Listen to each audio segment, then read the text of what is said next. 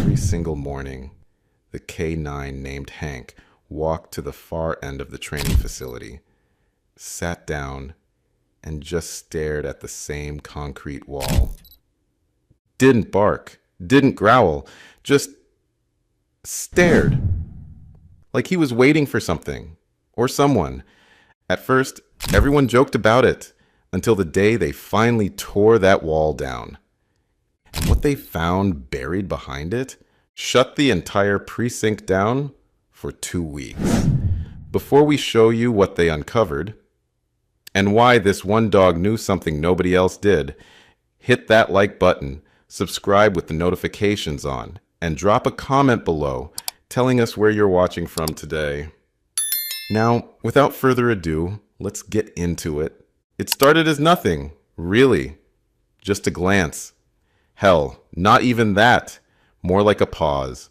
One of those tiny things you'd never catch unless you were really paying attention. And if there was one thing Officer Rachel Mendez had learned in her 8 years on the force, it was how to pay attention. She first noticed it that Monday, after moving into the new place. Her K-9 partner, Hank, this gorgeous black lab with this weird little golden streak running down his left paw, had stopped mid-kibble, abandoned his breakfast bowl, and just wandered into the living room. Then he sat down, facing the wall. Not the door where someone might knock, not the window where birds might land, just a blank, beige, boring as hell wall. The east wall of the living room, to be exact. Nothing special about it, just a dusty IKEA bookshelf she hadn't bothered to fill yet, and this crooked, ugly as sin landscape painting that the previous owner had left behind. Rachel, still unpacking boxes in the fixer-upper she'd scored for way under market. Red flag number 1, looking back. Figured it was probably just some weird smell. Maybe someone spilled wine years ago. Maybe a squirrel had died in there once. Who knows? Hank sniffed weird stuff all the time. That was literally his job. His nose never really clocked out. But Tuesday? Same damn thing. Same time. Same wall. Halfway through breakfast, his, not hers. Rachel hadn't eaten a proper breakfast since the academy. He just stood up, padded into the living room, and stared at that wall like it owed him money.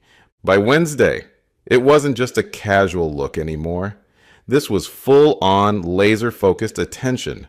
Hank sat ramrod straight, ears twitching slightly, completely still, except for the occasional tremble that ran down his spine. His tail didn't do that happy little sweep it usually did when he was curious. His body was rigid, like when he caught a scent during training and was waiting for her command to pursue. The only thing missing was his alert bark. Rachel crouched beside him, running her hand down his back. She could feel the tension in his muscles. "What's going on in that big brain of yours, buddy?" she asked softly. He didn't even blink. Just kept staring at that same patch of dingy drywall, like it was speaking to him in dog language. She checked for mice, obviously. Nothing. No scratching sounds, no droppings. Not even that musty smell that comes with rodents. She even borrowed a thermal scanner from the evidence tech at the precinct. Technically, for finding heat signatures behind walls during drug raids? But whatever. It showed nothing. Nada, zilch. But every single morning, like clockwork, Hank would plant himself in front of that wall. 10 minutes. No more, no less. After the 5th day, Rachel started to wonder if this was something else entirely. She took him to the vet, a grumpy old guy who'd been treating police dogs longer than Rachel had been alive. No neurological issues, no cataracts forming, no hidden pain making him act weird, just staring. "What happens when you call him away?" the vet asked, peering over his half-moon glasses.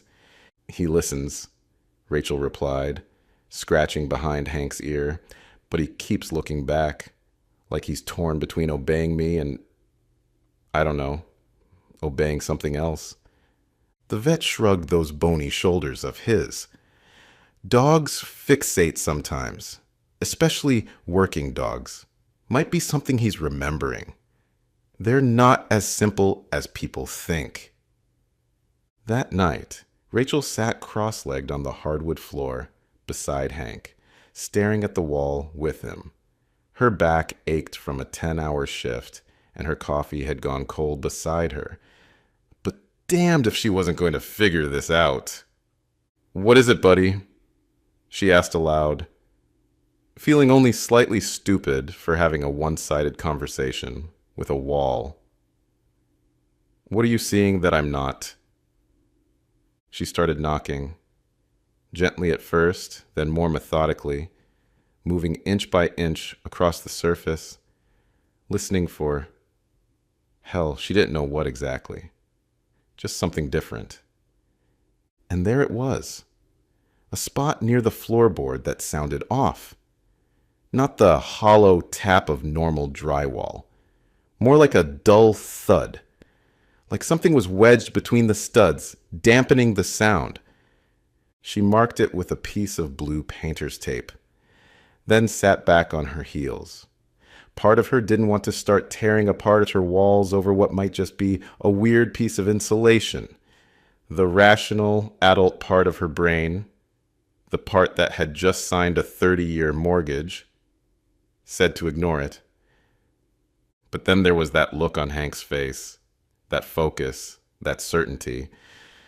She tried laughing it off, told herself it was just stress getting to her, between pulling double shifts, adjusting to a new neighborhood, and the dull ache that came with living alone after Will had walked out last year. Maybe she was just projecting. But the next morning, Saturday, her first real day off in 2 weeks, Hank didn't just sit and stare. He barked, one sharp, clear bark. Then he looked directly at her, those brown eyes more serious than she'd ever seen them. And Rachel couldn't laugh this off anymore. Rachel couldn't shake the sound of that bark all day. It echoed in her head while she folded laundry, while she finally unpacked the last moving box, while she ran through training drills with Hank in the backyard. That single bark wasn't his usual alert. It was something else, something urgent. In the 8 years she'd had him, from gangly puppy to seasoned K-9 officer, Hank had never barked indoors unless there was serious trouble. He didn't bark at delivery people. He didn't bark at the TV. The only time he made noise inside was when something was genuinely wrong. She tried to focus on normal weekend stuff, filed that stack of reports she'd brought home, swept the perpetual dog hair off her hardwood floors, walked Hank through some narcotics detection refreshers in the yard, hiding training scents in old tennis balls for him to find. He performed flawlessly, focused, quick, efficient. But in the back of her mind, all she could see was him sitting in front of that damn wall, his eyes burning with some message he couldn't find the words for. That evening, she sat on the living room floor with a flashlight she'd dug out of her emergency kit. She tapped again, slower this time, more methodical, listening carefully for changes in the sound. She mapped out a section about 2 feet wide where the wall sounded different, thicker somehow, like someone had sealed something inside. Her laptop balanced on her knees. She pulled up the property records she'd requested. Being a cop sometimes had its perks. The house had been built in 1952. 2 bedrooms, 1 bathroom, nothing fancy, nothing weird, until she found the original blueprints. There was supposed to be a narrow storage recess between those wall studs, a built-in broom closet that had been part of the original design. But in the updated plans from 1999, that space just vanished, sealed up, erased, deliberately hidden. That's when her stomach twisted into a knot. At 10:42 p.m., after staring at the ceiling for an hour, she finally texted her supervisor, Martinez, "Need a consult. Something weird at my new place. Possible structural concealment. Not an emergency, but might be worth looking at." His reply came faster than she expected for a Saturday night. "Everything okay? Want me to send someone by?" Rachel hesitated, thumb hovering over the screen. She didn't want to look like an idiot if this turned out to be nothing. "Not yet. Let me check myself first. Probably just an old wall modification. Will call if it's serious." She stared at the wall a while longer, Hank curled against her side. His body was relaxed, but his eyes were still open, watching the wall, even in the dim glow of her reading lamp. "Screw it," she muttered, pulling herself up and slipping on an old academy hoodie. She grabbed her small pry bar from the garage toolbox. Not enough to demolish a wall, just enough to peek. "All right, buddy," she whispered, kneeling beside Hank. "Let's see what you've been trying to tell me." She scored a line in the paint first, following what looked like a seam. Found the edge of what had once been a wooden access panel. Then gave the pry bar a gentle pull. The wall didn't crumble or crack like she'd feared. It gave. The plywood shifted with a low groan that sent a shiver down her spine, releasing a puff of ancient dust that made her cough. She pulled out her flashlight, steadied her breathing, and shone the beam into the dark space behind. It was mostly empty, except for one thing. Tucked into the far corner of the recess sat a small metal lockbox. Not new, not fancy. Old, rusted at the edges. The kind of thing people keep important papers in, or maybe emergency cash. It was wedged awkwardly between pink insulation, its handle barely visible through years of accumulated dust and cobwebs. Rachel froze. Hank stood. Neither of them moved.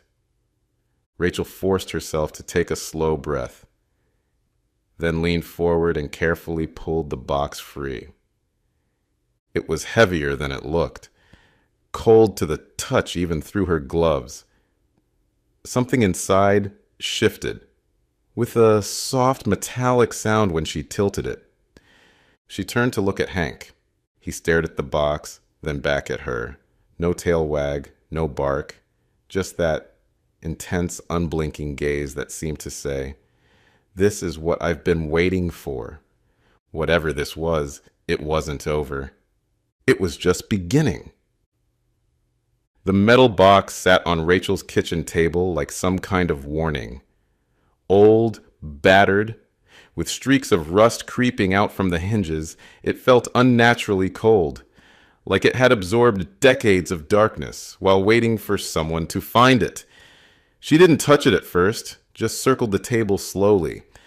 Flashlight beam tracing over the dents and scratches in its surface. Every cop instinct she'd developed over the years told her this wasn't some forgotten treasure, chest full of love letters or family photos. Hank sat at her feet, ears perked forward, alert but calmer now. He wasn't sniffing frantically. He wasn't pawing at the box. He was just watching, waiting. Rachel finally pulled on a fresh pair of nitrile gloves, old habits from crime scene processing, and knelt beside it. The box wasn't padlocked or combination sealed, just a simple latch that had partially fused with rust over the years. It took some work with a flathead screwdriver to break it loose, the metal protesting with a high-pitched screech that made her wince. Inside were two things.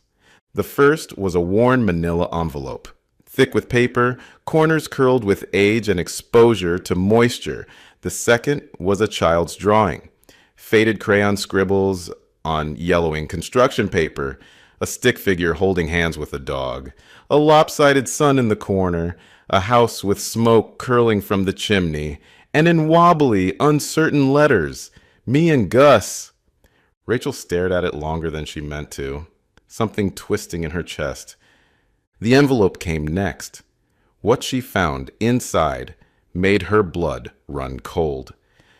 Documents, all dated between 1997 and 2000. Police reports, not from her department, but from a county 30 miles north. Foster care intake forms, a signed confession statement, the handwriting so shaky it was barely legible. Photos, one showing a young boy with bruises mottling his face and arms, maybe 6 or 7 years old, his expression hauntingly vacant. Another photo, a mugshot of a middle-aged man with bloodshot eyes and a red mark blooming across his jawline.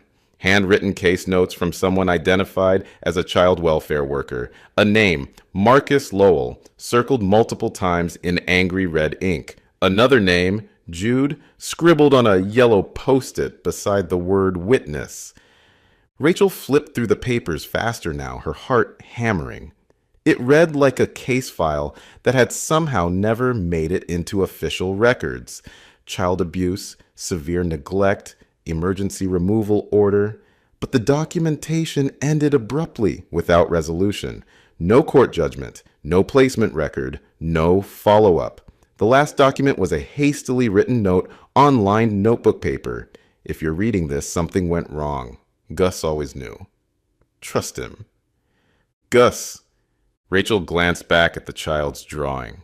Me and Gus. She slowly turned toward Hank, who sat perfectly still, tail curled tightly around his feet. You've seen this before, she whispered. He blinked once, then lowered his head with a soft, mournful whine that raised the hair on the back of her neck. Rachel sank back in her chair, mind racing to make connections that seemed impossible. Hank wasn't reacting to some random spot in the wall. He was reacting to the memory hidden behind it. She picked up the photo of the bruised boy again, studying his hollow eyes. The date stamped on the back, June 17th, 1999. Gus, she murmured. You're not Hank, are you? There was no logical way this made sense. Hank had been microchipped, registered, evaluated, and placed through the proper K9 program channels. His records were impeccable, but looking at him now with fresh eyes, Rachel noticed things she'd always attributed to his training. The cautious way he approached strange men, how he positioned himself between her and drunk guys during bar fights, the gentle way he nudged children who seemed afraid. This wasn't just training or temperament. This was memory. And what if Hank hadn't just been found as a stray behind that abandoned gas station 5 years ago, like the K9 unit believed? What if he'd remembered something no one else could? She grabbed her phone and texted Riley, the one detective at the precinct who wouldn't think she was crazy. Found something weird. Not emergency weird, but you'll want to see this. The reply came almost immediately. You okay? Trouble? Yeah, I'm fine. But this dog?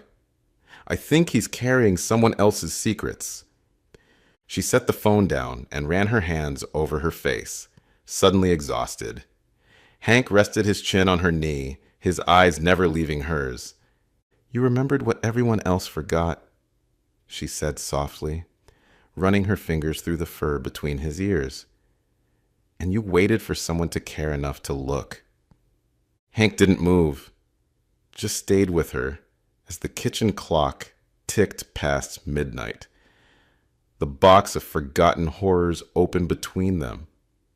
Rachel didn't know who Jude was, or what had happened to make the child in those files disappear. But she knew now that she was holding evidence of something that had been deliberately buried, and that Hank had been trying to unearth it, morning after morning, with a patience that broke her heart. She wouldn't ignore him again. The next morning, Rachel arrived at the precinct an hour early, operating on 2 espresso shots and maybe 40 minutes of broken sleep. The file had haunted her all night, especially that final scrawled note. If you're reading this, something went wrong. Gus always knew. She had those words burned into her memory now. The child's crayon drawing was folded carefully in her jacket pocket, like a promise she couldn't quite explain. Hank padded beside her through the side entrance without his usual leash. Just silent companionship after so many years together. Nobody bothered to stop them anymore. Everyone in the building knew the wall dog. The partner who'd saved Rachel's life twice during drug raids, gone bad. But none of them knew what he'd been trying to say all these weeks.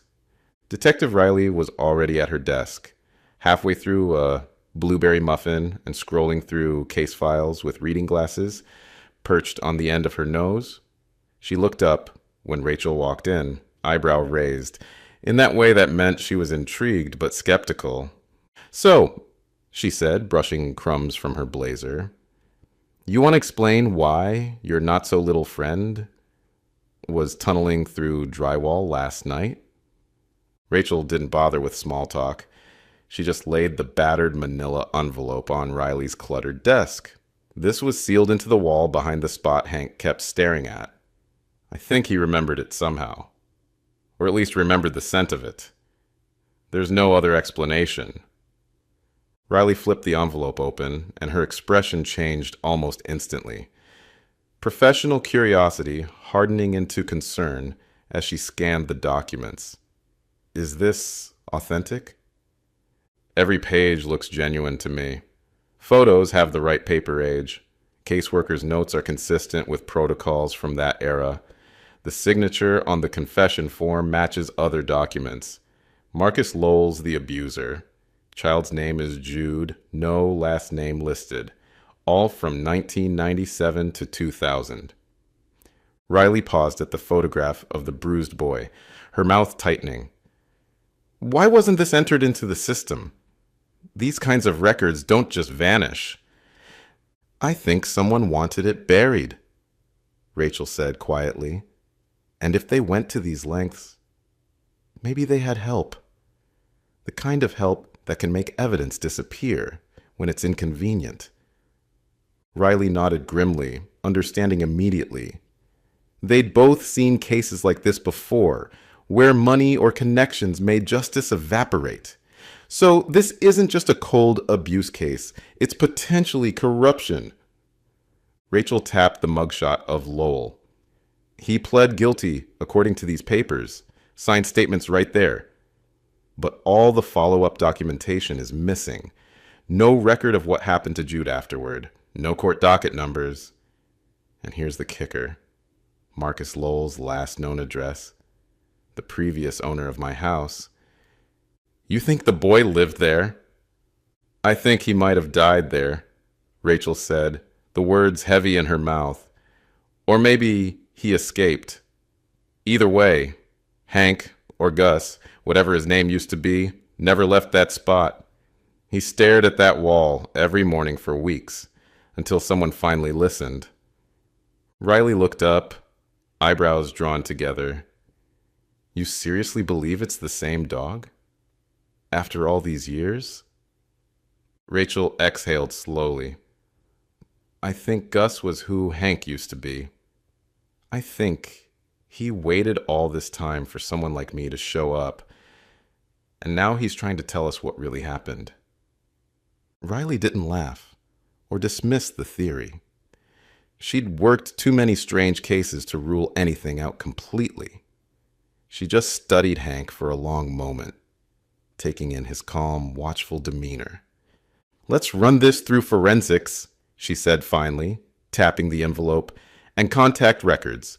Pull everything they have on Marcus Lowell, arrest history, release documentation, property records. The works. I'll check with Child Services, see if Jude ever showed up in the system under a different name. Rachel hesitated. What about the wall? There's more space back there that we didn't search. Hank keeps sniffing at the corner section, specifically. Riley sighed, grabbed her jacket off the back of her chair, and drained the last of her coffee. Then we go back right now, before someone decides this isn't worth pursuing. 2 hours later, they were back at Rachel's house, armed with gloves, dust masks, and a portable LED work light Riley had grabbed from the evidence processing room. Rachel's hands weren't quite steady as she used the pry bar to remove more of the drywall, ancient dust and crumbling joint compound, filling the air with a musty, forgotten smell. Hank stayed just behind them, not barking or whining, but watching intently. When they found the second hidden compartment, Riley went completely still. This one was smaller, just a hollow about the size of a shoebox, wrapped in disintegrating plastic sheeting. Inside was a mold-spotted photo album, sealed in a Ziploc bag, a small toy truck with teeth marks in the plastic wheels, and a child's sweater, still folded neatly, despite the years. Its blue and red stripes, faded, but recognizable. Riley stared at the items, then slowly lowered her hands to her sides. "These aren't just old belongings," she whispered, her voice tight. "These are keepsakes, the kind you hide when you think someone might come and take them away." Rachel nodded, not trusting herself to speak. He was trying to save something. Someone. While Riley carefully photographed each item in situ with her phone, Hank moved forward and settled directly in front of the sweater. He placed one paw on it, so gently it barely disturbed the fabric. Rachel felt her throat constrict. He remembers this. He remembers all of it. For the first time since Rachel had known her, Riley didn't maintain her professional skepticism. She just looked stunned. "We need a full forensics team in here," she said quietly. "DNA, fiber analysis, everything we can get. And we need to figure out what happened to Marcus Lowell." Rachel's voice dropped to match Riley's hushed tone. "That's the part I already checked last night." Riley looked up, questioning. "Lowell disappeared in 2001. Never showed up for his final sentencing hearing. Declared legally dead 7 years later. But no body was ever found." They stood in the dusty silence of Rachel's living room, the weight of 2 decades pressing down around them. And at their feet, Hank, or Gus, lay beside the faded sweater, his eyes half closed but watchful, like he'd finally completed a vigil that had lasted longer than anyone could have imagined. The world never heard about what Hank found sealed in that wall. There was no press conference, no viral social media post, no morning news segment, no awards ceremony or special commendation, just a plain cardboard evidence box, carefully labeled and handed to the state medical examiner, and a cold case file that finally saw daylight after 20 lonely years. The blue and red striped sweater tested positive for DNA, a perfect match to a partial profile stored in a juvenile medical record labeled simply Jude M. from 1998. The record showed treatment for a fractured wrist, noted as a playground accident. But the x-rays told a different story, a spiral fracture consistent with someone twisting the child's arm. The photo album revealed more, snapshots of a solemn-faced boy with those same hollow eyes they'd seen in the case file, and a black dog with the distinctive golden streak on its paw, curled protectively at the child's side. They never found Jude's body. But Rachel didn't think they needed to. That hidden space in the wall hadn't been a grave. It had been a time capsule, a shrine, a desperate attempt to preserve evidence of someone's existence before the rest of the world could pretend they'd never been there at all. Marcus Lowell remained a ghost. His name never popped up in any system, any passport control, any housing registry. Some speculated he'd fled the country. Others whispered that maybe someone had discovered what he'd done to that boy and decided the courts weren't moving fast enough. Either way, no one was actively looking for him anymore. 3 weeks later, Rachel stood off to the side of the K-9 training field, collar of her jacket turned up against the sharp wind that cut across the open space. Hank sat beside her, tongue lolling slightly, ears relaxed for what felt like the first time in months. The other K9 teams were running their usual drills, scent detection, bite work, obedience certification. But Rachel and Hank were just observers today. Technically, as of yesterday, Hank had retired. It wasn't a big ceremony or anything. She'd filed the paperwork quietly, citing behavioral considerations for specialized placement. He'd passed every physical and aptitude test they'd thrown at him. He was still one of the best in the unit. But Rachel knew the truth, that nobody else would understand. He wasn't like the others. He never had been. And now, finally, he didn't have to pretend anymore. Riley approached from the equipment shed, bundled in her favorite ancient leather jacket, a steaming travel mug in one hand, and a thick folder tucked under her arm. "Heard you put in for the transfer," she said without preamble, squinting against the wind. Rachel nodded, watching a young shepherd race through an obstacle course. "Yeah, I'm done pretending he's just another K9 unit. He's not. He's got his own story." Riley handed over the folder. Inside were copies of everything they'd compiled on Jude's case, now officially classified as probable victim, status unknown.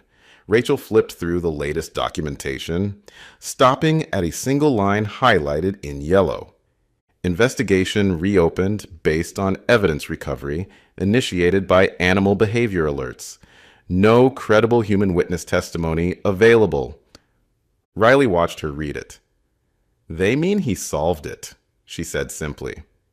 "They just don't know how to write that in a report without sounding crazy." Rachel smiled, faintly. "That makes two of us."